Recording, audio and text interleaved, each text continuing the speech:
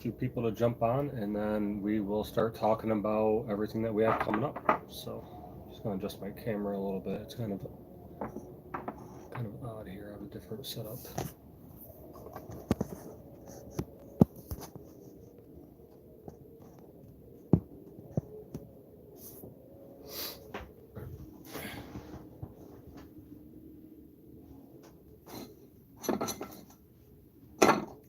Just let me know too, guys, if you guys can hear me all right.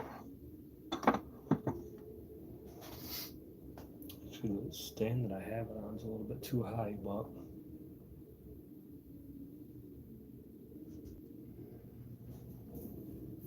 hi, Christina. How's it going? I had to get a new rig for like doing these live streams. I'm not really set up for like to do live streams right now, but we're just gonna do them. So, hey guys. So like I know I haven't been able to do a live, just like this sit downs or Sunday sit downs like we've been doing. Hey Susan, how's it going? Not too bad.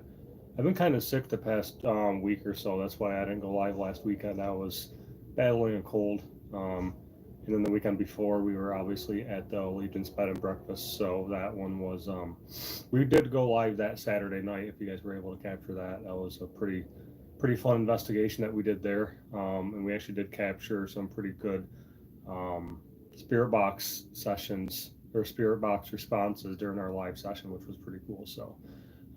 And one thing I always do too is I wear a body cam while I do the live session, so that way anything we capture live, if it's a really good piece of evidence, we'll put it in the main video that I'm actually working on right now. I'm hoping to have that video uploaded tonight. Worst case, if not by tomorrow. Yeah, it's just a cold. It's not COVID or anything, so it's just like a lingering like sinus stuff. So that's why if I sound a little bit stuffy right now, but it's nothing too bad. So. I'm just trying to get some rest, and we have a public investigation next Saturday, April 2nd. So that's something I'm really looking forward to, and that's another reason why I wanted to make sure we did a quick live, just because that is coming up in 6 days. We are going live or doing a live public investigation at Chase Manor in Auburn, New York. So that's something that had a pretty good turnout, and I've already spoken to the owner where we can set up some future dates. So, I am going to check with some other owners as well at some other locations to see, depending on how this turns out, like as far as like the logistics and stuff like that. So, yeah, the season change is horrible. Like we're in upstate New York. I'm not sure where you guys are all from, but it was just 50 the other day, and now it's like snow. I mean, I don't know if you can hear the wind in this video, but right outside my office here, there's like wind blowing. We got some snow last night, so just the seasonal change is horrible. So um, we're looking forward to spring, and we're really looking forward to. And technically it's spring, but it doesn't feel like it yet. We're looking forward to what we have coming up this winter, or this. I can't even think straight. What we have coming up this summer. In May we have Shanley Hotel. In in June, end of June, we're going back to Fort Ontario, which is pretty local spot here in Oswego. And then in July 1st, my family's actually going to Post Town. And it's Hampshire here too. Yeah. So I'm thinking New Hampshire. Where else do we have going? Oh, the Crescent Sanitarium we have coming up July 16th, which I'm really excited for. It's a huge location, and we actually found out the name of the group that we're going with. Normally we try to book the locations privately, so that way it's not like a public investigation as far as where we're going with like 50 or 100 different people. Our team normally books everything out private, but what we're doing in July is we're doing a shared private where there's 12 buildings. Well, there's like 15 buildings on the property, but there's 12 that are reported to be haunted. So each group gets assigned 6 buildings each. So pretty much there are 2 teams going, but we're sharing the location. It's a little bit more financially cheaper to do it that way. It's pretty much half the cost, but you don't really lose out any of the integrity of the investigation, because if another team is in 6 separate buildings and you're separated, you don't really run that high of a risk of contaminating each other's evidence, especially if they're two teams that know what they're doing. It's not just a public where anyone can go. So I did get the contact information of the team that we will be going with. So I did email and reached out to them. So it sounds like it's going to be a really good experience, just to collaborate with them, and not have to worry about like who we're.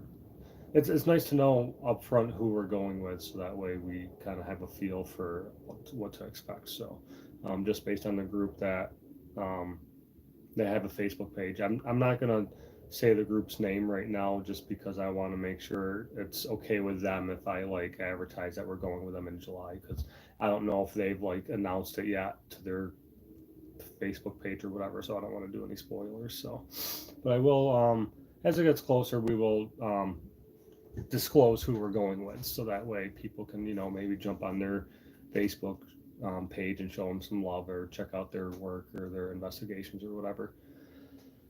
So a couple details I wanted to go over, just for those of you that are watching this that are joining us on the public investigation on April 2nd.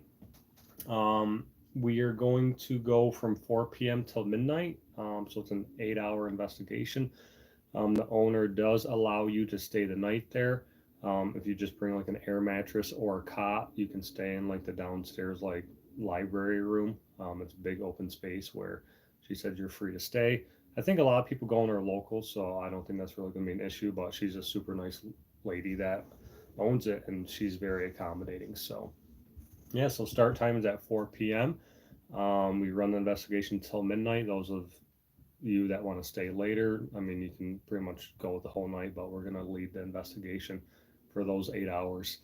And speaking to some of the other members of my group, pretty much what we're going to do is, I mean, this is a public investigation, so this is your guys' investigation. We're just there to help like mentor it and lead it a little bit. Maybe for those who have never been on an investigation, we're going to try to, give you some pointers, give you some tips, but overall, have you guys be the investigators. Have you guys kind of, do the work, do the investigating. We're just there to guide you and, make sure you have a fun experience, and, just any questions we're there to answer. So, and that's one thing that I want to try to do when we do these public investigations is, make sure the person going has the best experience they can. Because I know some feedback that I've seen on other investigations that were public. So I kind of go scroll through the comment sections and just see, and sometimes people feel like the team leading the investigation overtake it, and they don't, they're investigating for themselves rather than hosting it for the public. So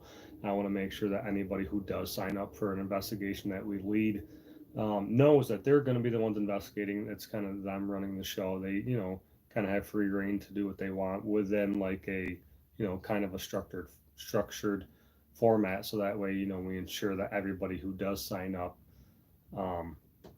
has a good experience. So that's something that, we hope, depending on how successful these are. I have about 5 locations in mind where I've already kind of touched base with the owners. And we have 5 potential locations where we can just keep on doing these public investigations. So that way, you guys are able to not only, watch what we do on the videos, but you guys can actually go to these same locations and have, the same experiences that we do. And another thing too, just like when I say have the same experiences as we do, obviously the videos that we put up that you guys watch, is edited down from like the full 8 hours or the full 12 hours or overnight 24 hours that were there. So just keep that in mind when you guys do sign up for public investigations. We don't fake anything. Any locations that we go to, we're not going to fake. We're not, none of these owners, do any gimmicks or any parlor tricks or anything to try to like make their places look more haunted.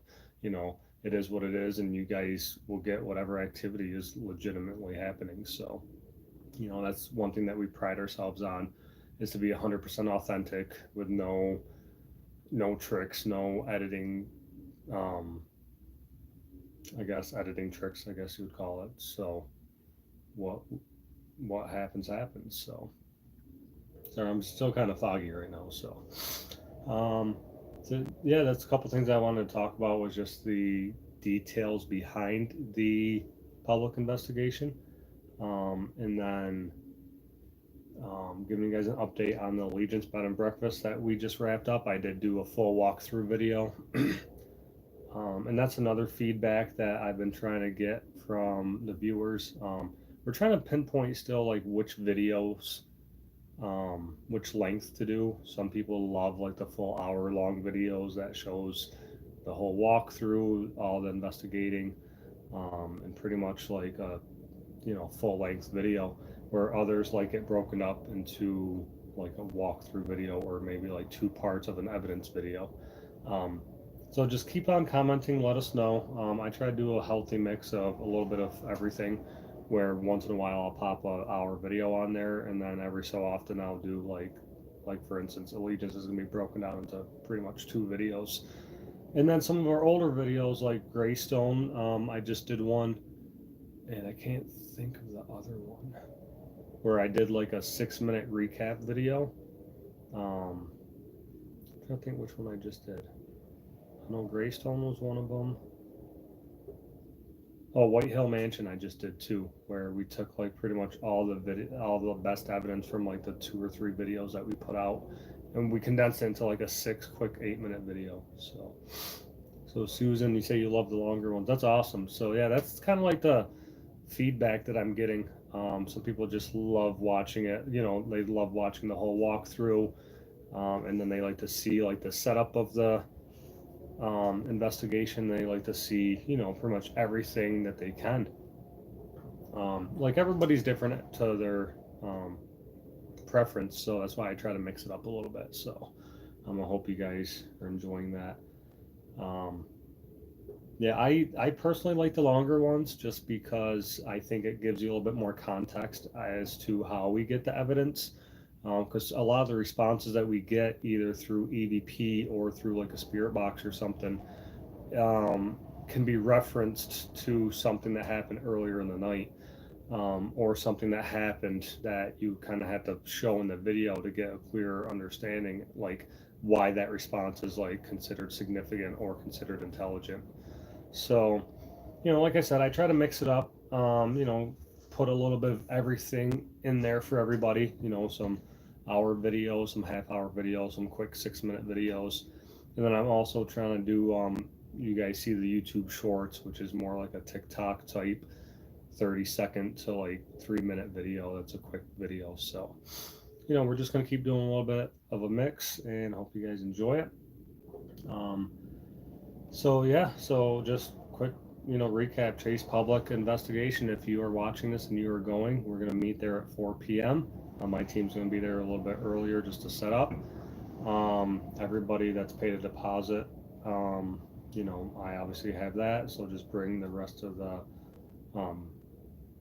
money for that will go right directly to the location, at the door, and it's going to be a great time. I mean, I've been there twice myself, or actually twice, and every time that we've experienced something between EVPs, spirit box responses, a door closing on us, and then a couple of other friends of ours have been there. So if you check out Hobie Cat on, I think he's posted something on our Facebook group. Brother Frank TV has been there. I know Exploring with Josh has been there. That's actually how I kind of found out about it. And some of the people that we collaborate with, in the paranormal / YouTube community, they talk about like these locations and give each other's the owner's information and stuff like that. So make sure you check out all their videos as well, just to see. Sometimes they may get stuff or responses that we don't even know of, as far as like names of people that they might get, or some activity they might get that might help you guys when you guys come and do the investigation. So yeah, I'm just keeping this live a little bit short video today. I just want to make sure I popped on. I'm going to try to do a sit down Sunday every Sunday. Typically, if we go to a location and investigate that Saturday, normally our investigations are all Saturdays.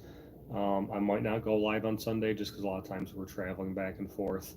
And like I said, last weekend I wasn't feeling the greatest, but I'm going to continue popping on here every Sunday. So if it's, Sunday at 5 p.m. Eastern Standard Time, so that way you guys, just jump on. We'll love to hear some experiences from you guys. Any questions, comments, feedback for the channel. The last thing I wanted to bring up was we did open up a merchandise store from Teespring, which is just a like clothing apparel site where you can order directly through them, and it's going to have some paranormal Watertown merchandise. So right now there's a kind of limited selection up there with the POW acronym, Paranormal Watertown.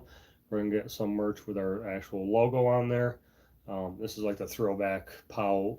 These are the first hoodies that we ordered for the group.